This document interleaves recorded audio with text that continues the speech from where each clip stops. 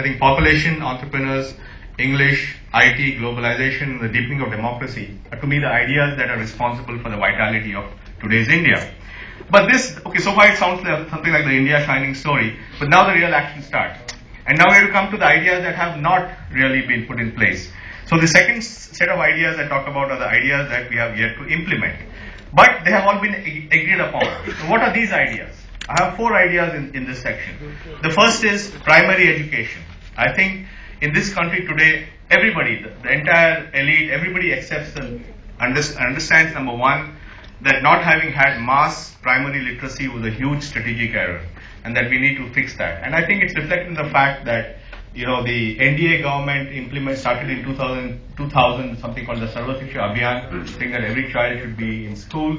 And when this government took over, they actually strengthened that by creating a cess, where there's a 2% cess on all the taxes to go into education, and they added a 1% more for secondary education. We changed the constitution to have a constitutional right to education. Now there's talk about right to education bill. All this really means that in the mind of Indians, there is now a very stark understanding that unless we educate everybody, we don't really have a play. And it's linked to the notion that of human capital, because unless educated, what is the use of human capital?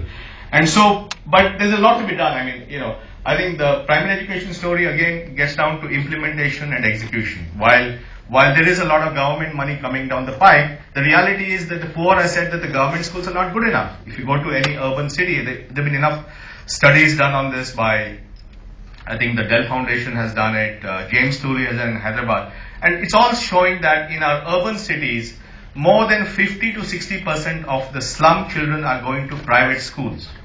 Now, these are not private schools that you and I, this is not, St. Columba's and DPS. These are one-room private schools where they pay 200 rupees a month.